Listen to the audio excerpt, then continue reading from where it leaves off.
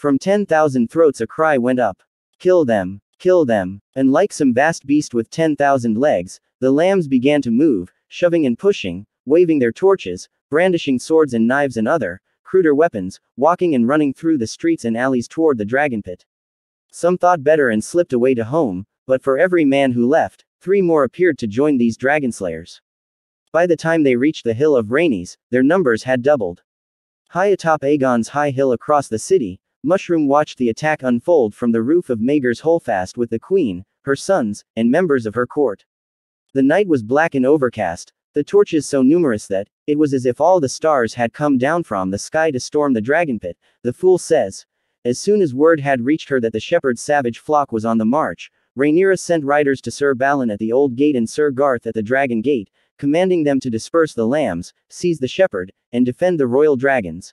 But with the city in such turmoil, it was far from certain that the riders had won through. Even if they had, what loyal gold cloaks remained were too few to have any hope of success. Her Grace had as well commanded them to halt the Blackwater in its flow, says Mushroom. When Prince Joffrey pleaded with his mother to let him ride forth with their own knights and those from White Harbor, the queen refused.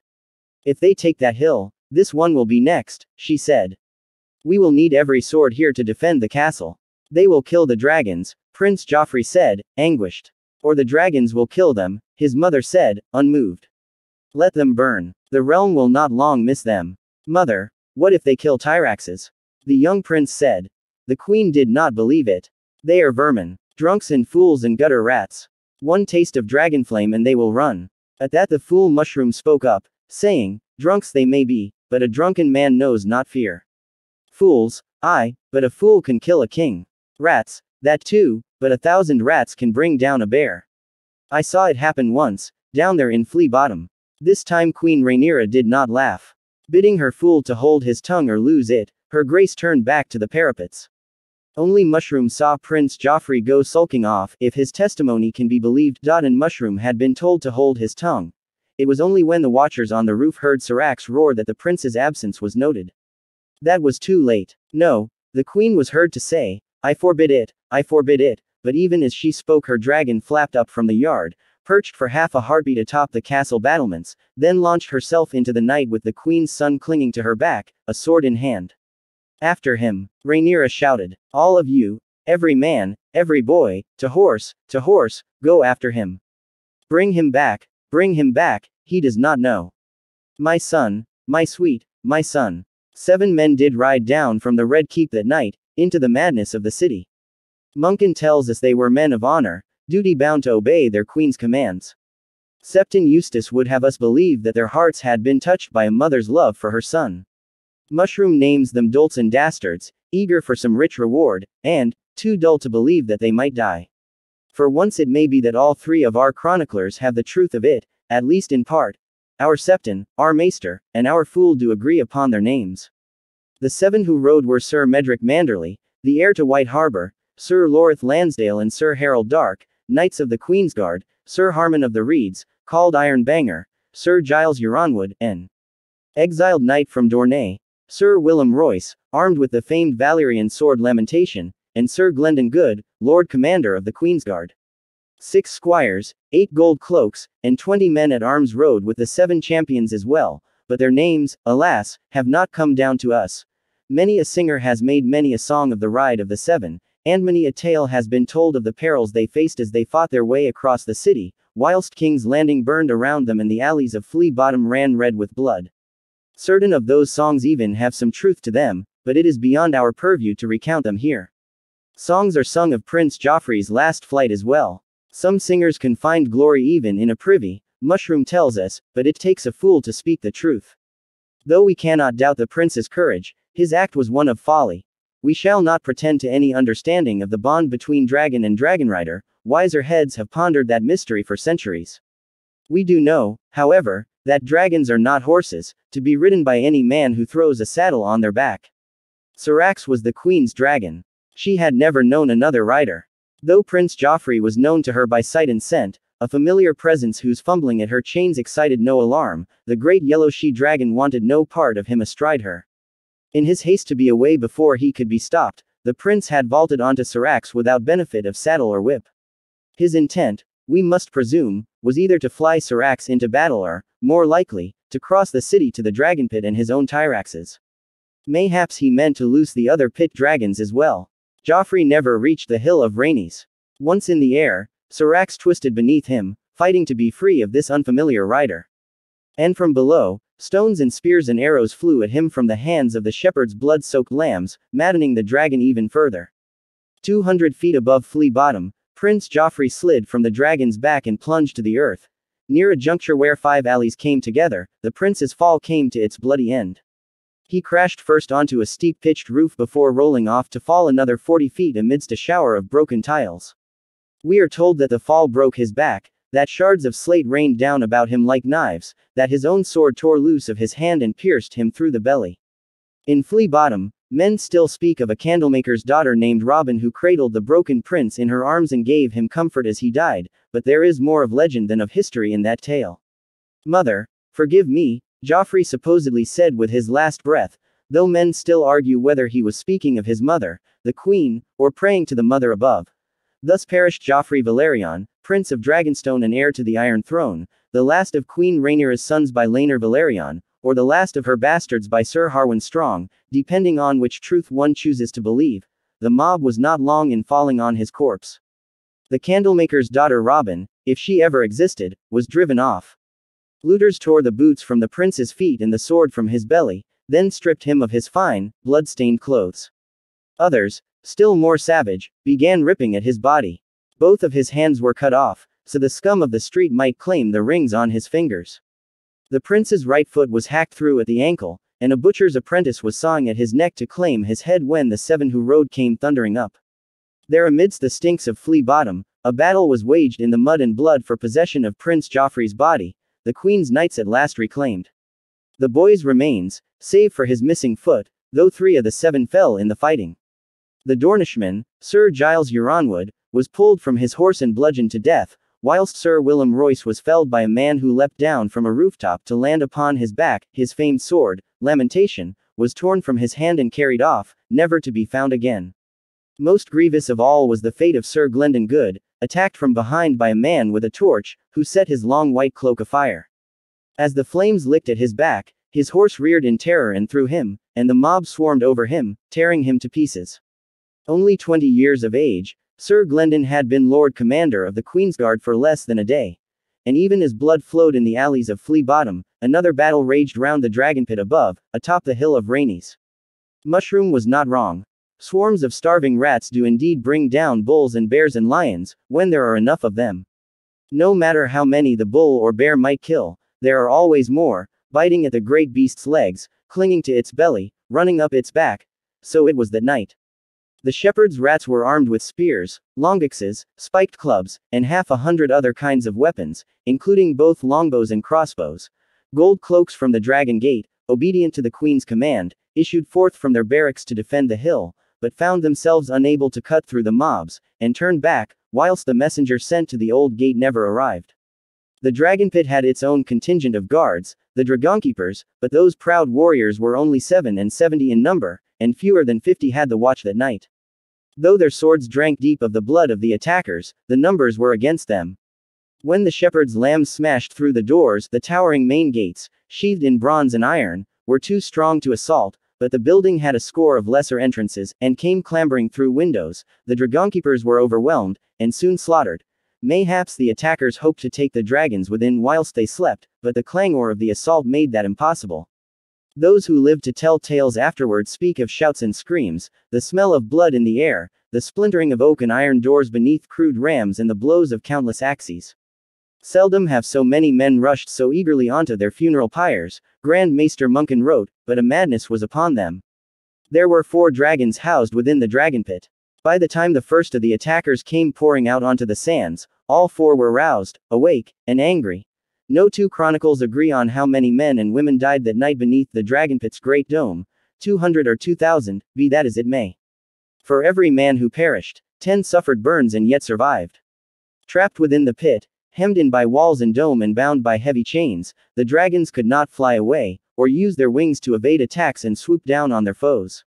Instead they fought with horns and claws and teeth, turning this way and that like bulls in a flea-bottom rat pit. But these bulls could breathe fire. The dragon pit was transformed into a fiery hell where burning men staggered screaming through the smoke, the flesh sloughing from their blackened bones, writes Septon Eustace, but for every man who died, 10 more appeared, shouting that the dragons must needs die. One by one, they did. Shrykos was the first dragon to succumb, slain by a woodsman known as Hob the Hewer, who leapt onto her neck, driving his axe down into the beast's skull as Shrykos roared and twisted, trying to throw him off. 7 blows did Hob deliver with. His legs locked round the dragon's neck, and each time his axe came down he roared out the name of one of the 7. It was the 7th blow, the stranger's blow, that slew the dragon, crashing through scale and bones into the beast's brain, if Eustace is to be believed. Morgul, it is written, was slain by the burning knight, a huge brute of a man in heavy armor who rushed headlong into the dragon's flame with spear in hand, thrusting its point into the beast's eye repeatedly even as the dragonflame melted the steel plate that encased him and devoured the flesh within. Prince Joffrey's Tyraxes retreated back into his lair, we are told, roasting so many would-be dragonslayers as they rushed after him that its entrance was soon made impassable by their corpses. But it must be recalled that each of these man-made caves had 2 entrances, one fronting onto the sands of the pit, the other opening onto the hillside. It was the shepherd himself who directed his followers to break through the back door. Hundreds did, howling through the smoke with swords and spears and axes. As Tyraxes turned, his chains fouled, entangling him in a web of steel that fatally limited his movement. Half a dozen men and 1 woman would later claim to have dealt the dragon the mortal blow. Like his master, Tyraxes suffered further indignity even in death, as the shepherd's followers sliced the membranes from his wings and tore them into ragged strips to fashion dragonskin cloaks. The last of the 4 pit dragons did not die so easily. Legend has it that Dreamfire had broken free of 2 of her chains at Queen Helena's death. The remaining bonds she burst now, tearing the stanchions from the walls as the mob rushed her, then plunging into them with tooth and claw, ripping men apart and tearing off their limbs even as she loosed her terrible fires. As others closed about her she took wing, circling the cavernous interior of the dragon pit and swooping down to attack the men below. Tyraxes, Shrykos, and Morgul killed scores, there can be little doubt, but Dreamfire slew more than all 3 of them combined. Hundreds fled in terror from her flames. But hundreds more, drunk, or mad or possessed of the warrior's own courage, pushed through to the attack. Even at the apex of the dome, the dragon was within easy reach of archer and crossbowman, and arrows and quarrels flew at Dreamfire wherever she went, at such close range that some few even punched through her scales. Whenever she lighted, men swarmed to the attack, driving her back into the air. Twice the dragon flew at the dragon pit's great bronze gates, only to find them closed and barred and defended by ranks of spears. Unable to flee, Dreamfire returned to the attack, savaging her tormentors until the sands of the pit were strewn with charred corpses, and the very air was thick with smoke and the smell of burned flesh, yet still the spears and arrows flew. The end came when a crossbow bolt nicked one of the dragon's eyes. Half blind, and maddened by a dozen lesser wounds, Dreamfire spread her wings and flew straight up at the great dome above in a last desperate attempt to break into the open sky. Already weakened by blasts of dragonflame, the dome cracked under the force of impact, and a moment later half of it came tumbling down, crushing both dragon and dragonslayers under tons of broken stone and rubble. The storming of the dragon pit was done. 4 of the Targaryen dragons lay dead, though at hideous cost. Yet the shepherd was not yet triumphant, for the queen's own dragon remained alive and free. And as the burned and bloody survivors of the carnage in the pit came stumbling from the smoking ruins, Syrax descended upon them from above. Mushroom was amongst those watching with Queen Rhaenyra on the roof of Maegor's Holdfast. 1,000 shrieks and shouts echoed across the city, mingling with the dragon's roar, he tells us. Atop the hill of Rhaenys, the dragon pit wore a crown of yellow fire, burning so bright it seemed as if the sun was rising. Even the queen trembled as she watched, the tears glistening on her cheeks. Never have I seen a sight more terrible, more glorious. Many of the queen's companions on the rooftop fled, the dwarf tells us, fearing that the fires would soon engulf the entire city, even the Red Keep atop Aegon's high hill. Others took themselves to the castle sept to pray for deliverance. Rhaenyra herself wrapped her arms about her last living son, Aegon the Younger, clutching him fiercely to her bosom. Nor would she loose her hold upon him, until that dread moment when Syrax fell. Unchained and riderless, Syrax might have easily flown away from the madness. The sky was hers. She could have returned to the Red Keep, left the city entirely, taken wing for Dragonstone. Was it the noise and fire that drew her to the hill of Rhaenys, the roars and screams of the dying dragons, the smell of burning flesh? We cannot know, no more than we can know why Syrax chose to descend upon the shepherd's mobs, rending them with tooth and claw and devouring dozens, when she might as easily have rained fire on them from above, for in the sky no man could have harmed her. We can only report what happened, as Mushroom, Septon Eustace, and Grand Maester Munkin have set it down for us. Many a conflicting tale is told of the death of the Queen's dragon. Munkin credits Hob the Hewer and his axe, though this is almost certainly mistaken. Could the same man truly have slain 2 dragons on the same night and in the same manner? Some speak of an unnamed spearman, a blood-soaked giant, who leapt from the dragon pit's broken dome onto the dragon's back. Others relate how a knight named Sir Warwick Wheaton slashed a wing from Syrax with a Valyrian steel sword. Lamentation, most like. A crossbowman named Bean would claim the kill afterward, boasting of it in many a wine-sinking tavern, until one of the Queen's loyalists grew tired of his wagging tongue and cut it out. Possibly all these worthies, save Hob, played some role in the dragon's demise. But the tale most oft heard in King's Landing named the shepherd himself as the dragonslayer. As others fled, the story went, the one-handed prophet stood fearless and alone against the ravening beast, calling on the 7 for succor, till the warrior himself took form, 30 feet tall.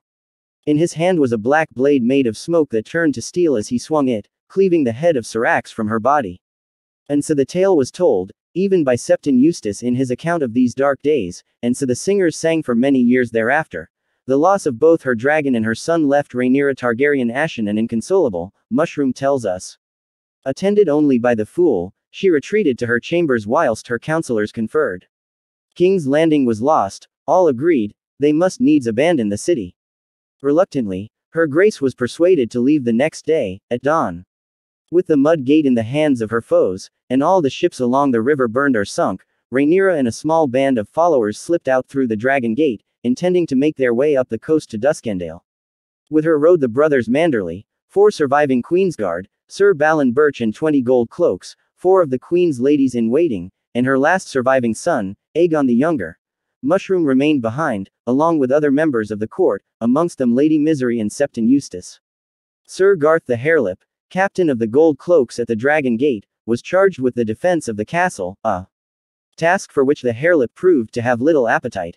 Her grace had not been gone half a day when Sir Perkin the Flea and his gutter knights appeared outside the gates, demanding that the castle yield. Though outnumbered 10 to 1, the Queen's garrison might still have resisted, but Sir Garth chose instead to strike Rhaenyra's banners, open his gates, and trust to the mercy of the foe. The Flea proved to have no mercy. Garth the Harelip was dragged before him and beheaded, along with 20 other knights still loyal to the Queen, amongst them Sir Harman of the Reeds, the Iron Banger, who had been one of the 7 who rode. Nor was the mistress of Whisperers, Lady Mysaria of Lee, spared on account of her sex. Taken whilst attempting to flee, the White Worm was whipped naked through the city, from the Red Keep to the Gate of the Gods. If she were still alive by the time they reached the gate, Sir Perkin promised, she would be spared and allowed to go. She made it only half that distance, dying on the cobblestones with hardly a patch of her pale white skin left upon her back.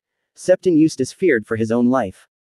Only the mother's mercy saved me, he writes, though it seems more likely that Sir Perkin did not wish to provoke the enmity of the faith. The Flea also freed all the prisoners found in the dungeons below the castle, amongst them Grand Maester Orwyle and the Sea Snake, Lord Corlys Valerion. Both were on hand the next day to bear witness as Sir Perkin's gangling squire Trystane mounted the Iron Throne. So too was the Queen Dowager, Alicent of House Hightower. Down in the black cells, Sir Perkin's men even found King Aegon's former master of coin, Sir Tyland Lannister, still alive, though Rhaenyra's torturers had blinded him, pulled out his fingernails and toenails, cut off his ears, and relieved him of his manhood. King Aegon's master of Whisperers, Larry Strong the Clubfoot, fared much better. The Lord of Harrenhal emerged intact from wherever he had been hiding. Like a man risen from the grave, he came striding through the halls of the Red Keep as if he had never left them, to be greeted warmly by Sir Perkin the Flea and take a place of honor at the side of his new king. The Queen's flight brought no peace to King's Landing. 3 kings reigned over the city, each on his own hill, yet for their unfortunate subjects there was no law, no justice, no protection, says the true telling. No man's home was safe, nor any maiden's virtue. This chaos endured for more than a moon's turn. Maesters and other scholars writing of this time oft take their cue from Muncan and speak of the moon of the three kings. Other scholars prefer the moon of madness, but this is a misnomer, as the shepherd never claimed kingship, styling himself a simple son of the seven. Yet it cannot be denied that he held sway over tens of thousands from the ruins of the dragon pit. The heads of the 5 dragons that his followers had slain had been set up on posts, and every night the shepherd would appear amongst them to preach. With the dragons dead and the threat of immolation no longer imminent, the prophet turned his wrath upon the highborn and wealthy. Only the poor and humble would ever see the halls of the gods, he declared. Lords and knights and rich men would be cast down in their pride and avarice to hell. Cast off your silks and satins, and clothe your nakedness in rough-spun robes, he told his followers.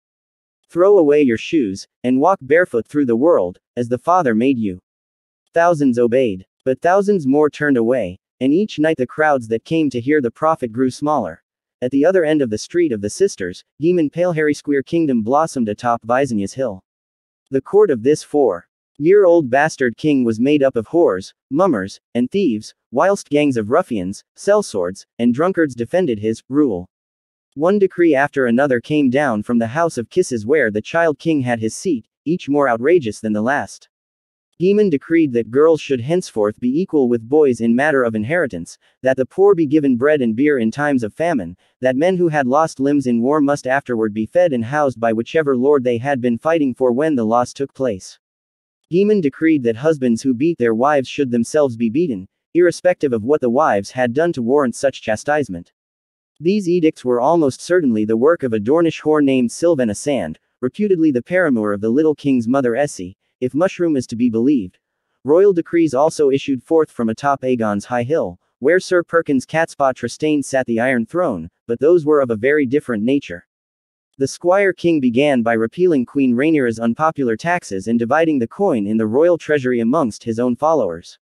He followed that with a general cancellation of debt, raised 70 of his gutter knights to the ranks of the nobility, and answered, King, Daemon's promise of free bread and beer for the starving by granting the poor the right to take rabbits, hares, and deer from the kingswood as well though not elk nor boar.